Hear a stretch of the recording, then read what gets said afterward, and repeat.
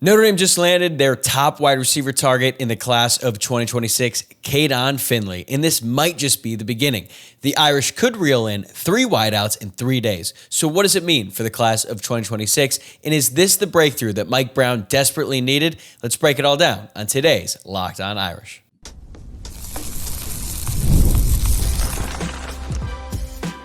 You are Locked On Irish, your daily podcast on the Notre Dame Fighting Irish. Part of the Locked On Podcast Network, your team every day. What is up and welcome in. This is Locked On Irish, your daily Notre Dame podcast. My name is Tyler Wojciak and I'm the host. I'm a Notre Dame alum, producer at Fox Sports, and I've been covering the Irish for the past 5 years.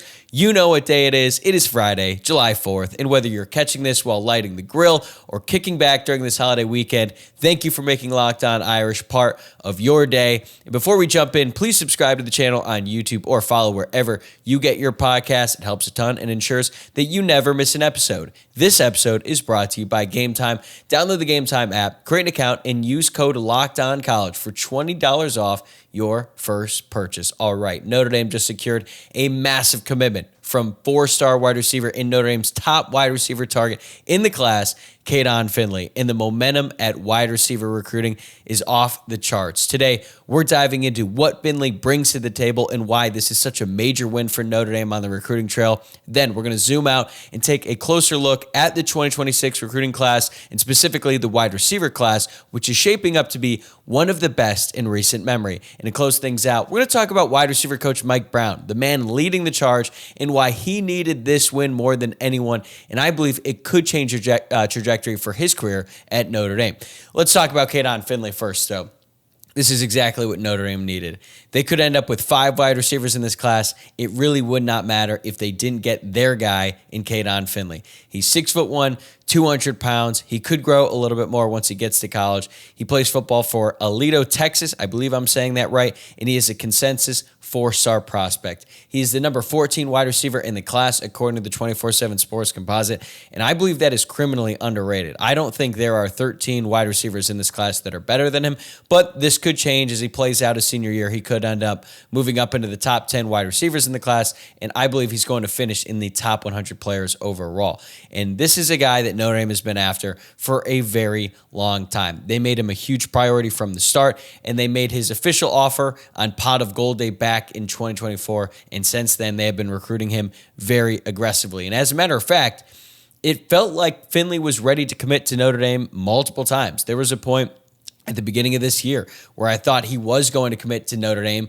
but he held off. He wanted to keep the recruiting process ongoing. He's visited Notre Dame's campus several times. He's visited Texas A&M, Texas. He also went up to Louisville at one point, and Texas started to push for him really hard a few months ago. For the longest time, it felt Notre Dame was the clear leader, and then once Texas started recruiting him, things started to change. They made up a ton of ground quickly, and I think there was a point in time where they were the favorite. As a matter of fact, there were some official crystal ball predictions that Kaydon Finley would end up with the Texas Longhorns. It makes sense. His dad, Jermichael Finley, was a really good tight end for the Longhorns, had a great NFL career, and I got to admit, I think Texas was a little cocky in this situation because they didn't make Finley a huge priority early on. And I think in their mind, once they started recruiting Finley aggressively, then they would be able to land him easily, because there's no way a top wide receiver target in the state of Texas is going to leave Texas, especially when their dad was a great player for the Longhorns, and go to a place like Notre Dame in South Bend, Indiana,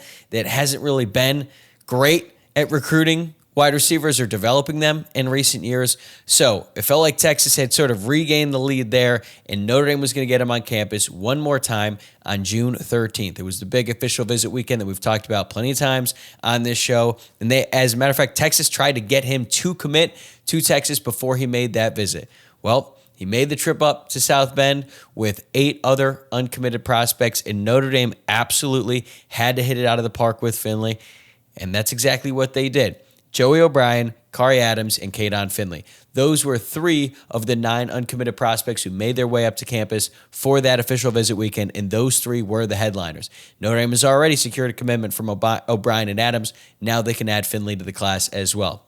When he was on his visit, the staff reminded him why he was such a strong fit at Notre Dame, why he was their top priority, and why Notre Dame was the best place for him. But he still had one more visit to Texas the weekend after that. And I said on this show, I was pretty nervous. And even though Notre Dame felt very confident after that official visit weekend, I was like, we're going to see what happens in Texas because they get the last word. And we had seen this recruiting cycle, how important it is to get that last word, because Notre Dame had the last word with Joey O'Brien. He took 4 official visits. His last one was Notre Dame. They were able to seal the deal on that one. So I was a little concerned that because Texas was going to get that last say, maybe that would be enough for him to ultimately commit to the Longhorns. But once he took his official visit to Texas, you barely heard anything about it. He wasn't really talking to recruiting insiders or reporters. His dad wasn't talking to anyone either. And then you could hear on the Notre Dame side that they were even more confident than they were before. And at that moment, I realized Kaydon Finley was most likely going to be a part of Notre Dame's class of 2026. So this is another example of Notre Dame absolutely killing it on the official visits. I don't know what the secret sauce is there when they get these players to visit Notre Dame, but Marcus Freeman and his staff, his recruiting staff as well, got to give credit to recruiting director Carter Almond for what they are doing, because they are just sticking the landing on so many of these official visits. So what is Notre Dame getting in Kaydon Finley? Think Jaden Greathouse. He is a very good route runner. He has really good ball skills, and he can be explosive after the catch. He plays plays basketball and runs track and field for his high school. And even though he might not have like elite top end speed, he's not going to run like a 4.3 40 or anything like that. He's just a really, really good football player and a really good athlete as well. He racked up 81 receptions for over 1,400 receiving yards in 21 touchdowns on over 17 yards per catch during his junior season in Texas 5A football. That is serious competition down there, and he is absolutely dominating his opponents, and he's been doing it throughout his high school career. He was a key player during his freshman and sophomore seasons as well on a team that won back-to-back state championships. He had 6 touchdowns as a true freshman on varsity for a big-time Texas high school football program. Like, just playing as a true freshman for one of these programs is very impressive. To be a key contributor, to rack up 6 touchdowns on a team that would go on to win the state championship, like, that is really impressive stuff, and he just keeps getting better. So I think he's going to continue on that trajectory once he gets to Notre Dame, and he can play anywhere in the Mike Denbrock offense. I think he's more of a field receiver personally, but he's big enough to play in the boundary, and he could end up being really good in the slot as well. Like, Jaden Greathouse has kind of found a home in the slot. They've tried him at different wide receiver spots, but we saw in the college football playoff, when he's in the slot, that's when he's at his best. Kaydon Finley could do that. He could play the field. He could play the boundary. It really doesn't matter. He's extremely dedicated to football. He's extremely dedicated to getting better at football. And I just think that the sky's the limit for this kid once he gets to Notre Dame. And he is the perfect type of wide receiver for Mike Denbrock, because we know Mike Denbrock loves to motion guys all around his offense. And Kaydon Finley is perfect because he can motion around. He can be good at any 3 of those wide receiver positions. And that allows Denbrock to create some mismatches. You could get a linebacker on Finley or maybe a box safety who can't keep up with him. And then all of a sudden you've got a big play waiting to happen. So Kaydon Finley, really talented wide receiver. He becomes the 23rd commit in the class of 2026, which is still ranked 3rd in the 24/7 Sports composite behind USC and Georgia. And he is now the 7th highest rated player in the class. What does that tell you about this Notre Dame recruiting class? That they added their top wide receiver target in Kaydon Finley, and he's their 7th highest rated player. That is how good this class is for Notre Dame. He's the 4th highest rated player on offense behind Ian Premer, Javian Osborne, and Tyler Merrill. But as I said earlier, I am confident that Finley is going to be a top 100 player in the class by the end of the cycle. And now Notre Dame has a big-time player for each offensive skill position. They got the quarterback in Noah Grubbs. They've got 2 really talented running backs in Javian Osborne, Jonaz Walton. Now they have their guy at wide receiver in Kaydon Finley. And they also added borderline 5-star tight end Ian Premer. And a couple weeks ago, it was all about the defense. Notre Dame got Kari Adams. They got Joey O'Brien. It's like, it's awesome that they have these big-time players on defense, but when are they going to start getting them on offense? Well, they got Ian Premer, and now they have Kaydon Finley. Those are 2 of the best pass catchers to commit to Notre Dame in a really long time. But Finley's just the beginning. Notre Dame is on the precipice of landing 3 wide receiver commitments in 3 days. So let's take a closer look at how this 2026 wide receiver class is coming together and why it's exactly what this program needed. That's next on Locked On Irish. Today's episode is brought to you by Game Time. Have you ever decided at the last minute to head to a ball game with friends or family? Maybe it's game day and you suddenly realize you want to be in the stands. That's exactly where Game Time comes in. It's the easiest way to grab last minute tickets without the stress. With the money you save on tickets, you can splurge on food, drinks, merch, or even invite a bigger group to come with you. Game Time makes it possible. Game Time makes buying tickets fast and simple. Prices on the app actually drop the closer you get to first pitch, and they've got incredible last-minute deals, clear seat views, and a lowest price guarantee that takes the worry out of buying. My favorite part is you can see the view from your seat in the app before you buy, so you know exactly where you'll be. And later tonight, I'm going to see the Guardians take on the Tigers. Thanks to Game Time, I cannot wait to watch the Guardians play at home. First time I've been able to go to a Guardians home game in a really long time, and I'm able to go all thanks to Game Time. So take the guesswork out of buying tickets with Game Time. Download the Game Time app, create an account, and use code LOCKEDONCollege for $20 off your first purchase. Terms apply. Again, create an account and redeem code LOCKEDONCollege for $20 off. Download the Game Time app today. Last minute tickets, lowest price guaranteed. Let's take a look at the 2026 wide receiver class, because the state of wide receiver recruiting is in a much, much better place than it was as recently as last year. So they get their top guy, right? Kaydon Finley, the headliner, the alpha wide receiver, the type of player that you can build the rest of the position group around. This class would have been a disappointment if they didn't land him, right? If they end up getting Devin Fitzgerald and Braden Robinson like we expect to go along with Dylan Faison and Bubba Frazier, it's a pretty good class. It's a nice class. It's good to have 4 wide receiver commits.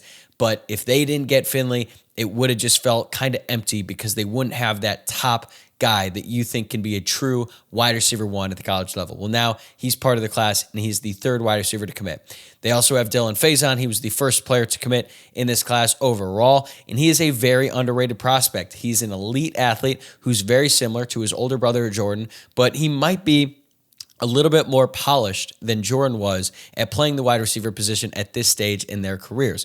Dylan is also an elite lacrosse prospect, just like his brother. He is the number 1 lacrosse prospect in the entire country. So he's going to be a great player for Coach Corrigan over there on the men's lacrosse team, but he's also going to be a very important player for the football team as well. During his junior season, he caught 59 passes for 809 yards and 9 touchdowns. Plus, he ran for 2 touchdowns. He had 2 punt returns returned for a touchdown, and he also returned a kickoff for a touchdown as well. So when the ball is in his hands, good things happen. Much like his brother, like when he gets a ball in space, it is so exciting. He's elusive, he's slippery, and he is extremely fast. So even though he's not even rated in the top 700 prospects nationally, it doesn't matter because we have already seen what his brother Jordan did, and he was a walk-on turned scholarship player who is now one of the most important wide receivers on the team. Bubba Frazier is another very talented athlete. He is like your prototypical slot wide receiver with elite speed. He is a top 300 player on the 24/7 Sports composite. I expect that he will be the 2nd highest rated wide receiver commitment in this class when it's all said and done. But he's another highly productive player. Plays high school football in Georgia, so you know he's going up against good competition.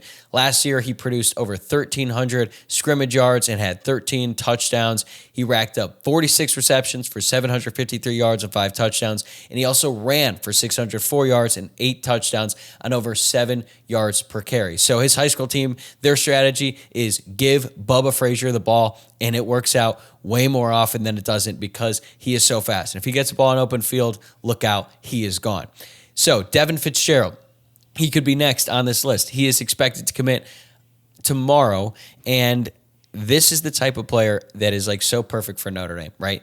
He is the son of an NFL legend. Notre Dame loves recruiting the son of NFL players because the message at Notre Dame, like the life after football, all of that stuff resonates, and all the dads, they understand the Notre Dame brand. They respect what Notre Dame is as a football program. Well, Devin, son of one of the greatest wide receivers of all time, he's a big body wide receiver who is rising up the ranks. He just performed very well at the overtime 7-on-7 tournament, was one of the best players at that camp, and you started to see some flashes that kind of make you think about his dad. He doesn't have the size or the athleticism, but his dad had maybe some of the best hands in the history of football. So you're starting to see that, and Notre Dame is taking a bet on his development that he'll be, another player who can really develop in college. And even though he's probably not going to be his dad, he can end up being a really good player.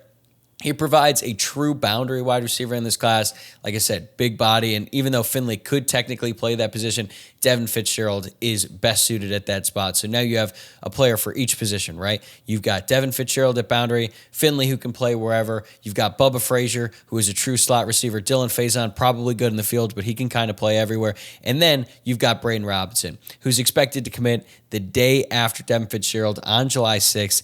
And he's just like a bonus at this point. At one point, I wasn't even sure if Notre Dame would continue pushing for him because they looked to be in such good position with Finley and Fitzgerald. And with those four in the class, you're like, all right, they're pretty much set. They could just basically call it there, take those four guys and be happy with it. But it looks like they're open to taking five. And that fifth player is who I expect to be Braden Robinson. He is an absolute speedster with track times to back it up. He is pretty undersized. I think he's listed at like 5'9". He's not 5'9". He's probably 5'7", maybe 5'8", but you're betting on his speed. He is a low-risk, high-reward player in this class because he's the fifth wide receiver. Not all five of these guys are going to hit, but with his speed, you just hope that he could end up becoming someone like Dylan Edwards, the running back who was at one point committed to Notre Dame, then he flipped, played his freshman season at Colorado, scored 4 touchdowns in his first ever college game going up against TCU. It was the first game of the Deion Sanders era. Like, that is kind of what you're betting on with Braden Robinson. It might not work out. He might not be someone you rely on a ton in the passing game because he's so undersized, but if you can get the ball in his hands on a screen, jet sweep, kickoff return, punt return, he has that breakaway speed that could lead to a touchdown. So you look at what Notre Dame is bringing in this class with potentially 5 really talented prospects. This is such a step up from where they were last season. Like, you look at the class of 2025, I mean, they missed out on all their top targets in the cycle.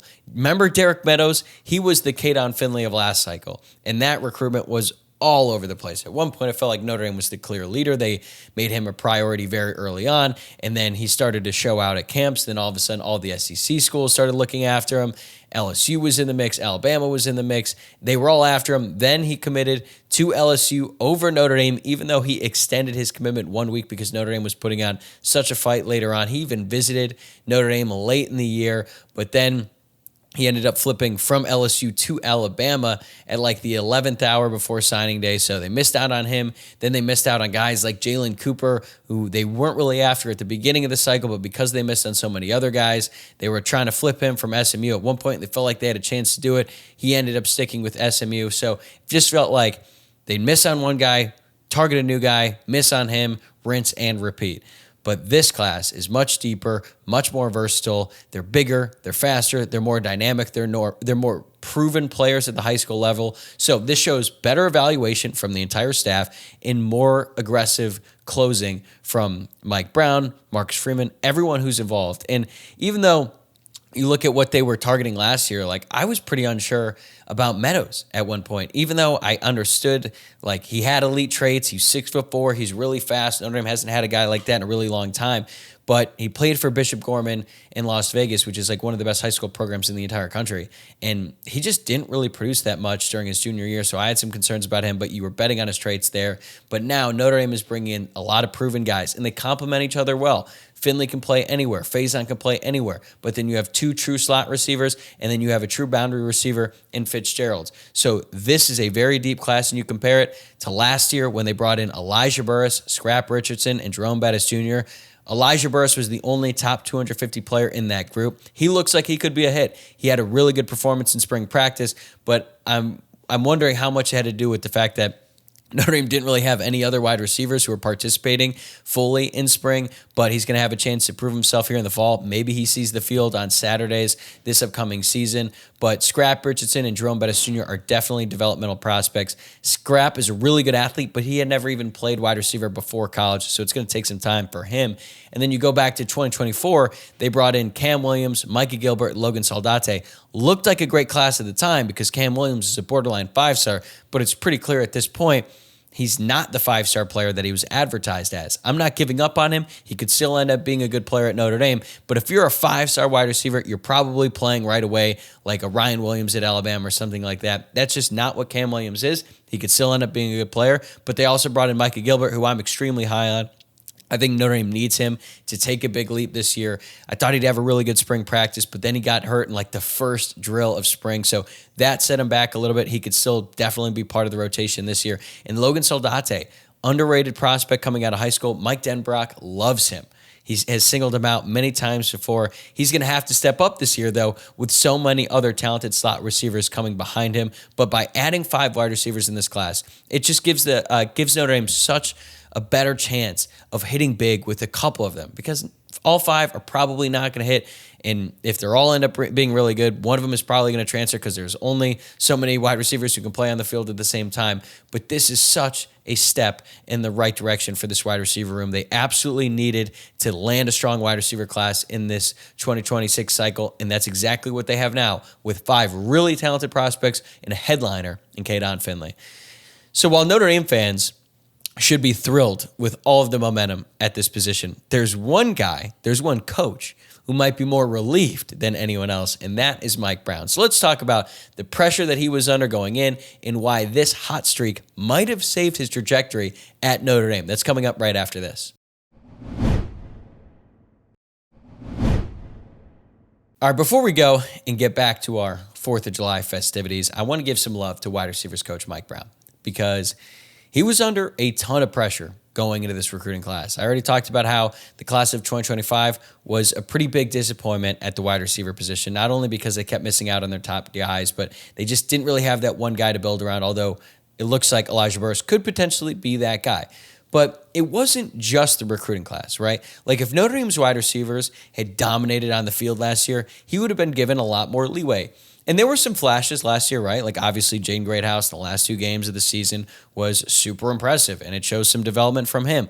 But he also was not that impactful the first 14 games of the season, and a lot of people had high expectations for him going into the season. So there were some questions about Jaden Greathouse's development, and there were questions about the fact that like the transfers that they brought in didn't really hit either. I mean, Bo Collins was solid at points, but he was very inconsistent, had a ton of drops. Chris Mitchell was not the speedster that he was advertised to be, could not take the top off the defense, even though he was expected to be some deep ball threat. He didn't have a single deep catch all season long. And then Jaden Harrison was good on kickoff return, right? Had the kickoff return for a touchdown against Georgia, but wasn't all that impressive as a wide receiver for Notre Dame. And then the younger guys, like they weren't really progressing as well. So there was a ton of pressure on him going into this recruiting cycle and also going into this season. So he had to land a big-time class, and he had to land a player like Finley, and that's exactly what he did. Now, to be fair to Mike Brown, not all of the deficiencies last year were his fault, and he was dealt a difficult situation at the wide receiver position because it's pretty hard to recruit wide receivers to Notre Dame when there just has not been a ton of production from the wide receiver position in recent years. Like, he's still making up for the sins of Del Alexander, who just didn't recruit, or certainly wasn't good at it, right? Like, he had some guys who developed, like Miles Boykin and Chase Claypool, but I think when you look at what he did or didn't do on the recruiting trail, like, it set this program back a couple years. So he had a tall task in front of him. He had to make up a lot of ground, and it looks like he's finally starting to do it. Recruiting was kind of a concern about Mike Brown coming in. He didn't really reel in any top recruits at Cincinnati, which is forgivable, but wasn't recruiting very well at Wisconsin. So when Notre Dame hired him, they were like, look, Notre Dame needs a guy who can recruit wide receivers, and there really isn't a ton of evidence that Mike Brown can do it. But he was good at developing. He developed Alec Pierce into an NFL draft pick at Cincinnati. Alec Pierce killed Notre Dame. And then when he went to Wisconsin, a guy named Will Pauling, who is now on Notre Dame's roster, had a very productive year back in 2023. So there were signs that he could take a player who wasn't recruited as high as some, but then he could turn them into a productive college football player. So then he gets to Notre Dame. We've already gone through what he did last year, and now you're starting to look ahead, and you're like, look, Notre Dame's wide receivers this year should be a lot better with guys like Malachi Fields and Will Pauling and Jaden Greathouse ready to take that next step, and Jordan Faison, who should be finally becoming a more consistent player in his 3rd season. Now he's on scholarship. He's been a part of the football program a few years. So there's pressure on him for the team to produce on the field, but also to land some recruits, and now he's proven that he can do it. He needed to prove that he could close on some high-level talent, not just be a position coach, because you need both to succeed at the highest level of college football, and he rebounded in a big way this class by being strong with his evaluations. He improved the communication. He had targeted relationships, and he was able to close on all of his top guys. So now with Finley, Faison, Frazier, Fitzgerald, and Robinson, the 4 Fs and Braden Robinson, this is a statement class for Mike Brown. It shows growth from year 1 to year 2, especially on the recruiting trail, and it gives this room depth. It gives this room upside and different skill sets too. So now Mike Denbrock, as the offensive coordinator, has all kinds of fun tools that he can play with. He can find and figure out ways to get the guys the ball in space. And Mike Brown now just has a lot more talent to work with, and the next step is player development, which I think we already believe he's good at. So now he has this make or break year that becomes much more manageable if the future looks as good as it does. And now the future looks great with this 5-man wide receiver haul, which we expect it to be once Devin Fitzgerald and Braden Robinson announce their commitments. And now, once you have more talent in the room, guess what happens? It becomes a lot easier for Notre Dame to produce on the field, and that will lead to easier recruiting. Look at what Mike Mickens did with the defensive back room, specifically the cornerback room, right? Cornerbacks were a weakness for Notre Dame for a long time, right? Then he hits on a couple guys. He hits on a guy like Benjamin Morrison, who wasn't even a top 300 prospect in the country. Hits on a guy like him. He helps develop Cam Hart into one of the best cornerbacks in the entire country. They end up being really good players. Then he hits again with Leonard Moore. He hits with Christian Gray. And now they're just stacking talent because then they got Dallas Golden and Mark Zachary. And then in this cycle, they've got a guy like Kari Adams. So once you prove that you can develop really high-end college football players, then other high school recruits want to play for you. And that is what Notre Dame is hoping to have here at wide receiver. They're starting to develop guys. That's going to lead to production on the field. That's going to lead to better results on the recruiting trail. So hats off to Mike Brown. He absolutely had to land a big receiver class in 2026. And right now, looks like that's exactly what he's set up to do. All right, that's going to do it for today's episode of Locked On Irish. Thank you so much for spending part of your holiday weekend with me and making this for your first watch or listen of the day. Be sure to subscribe on YouTube, like the video, rate and review the podcast wherever you listen. It really helps grow the show. Enjoy the 4th of July weekend. I'm going to be back on Tuesday with more Notre Dame football coverage. I'll see you then.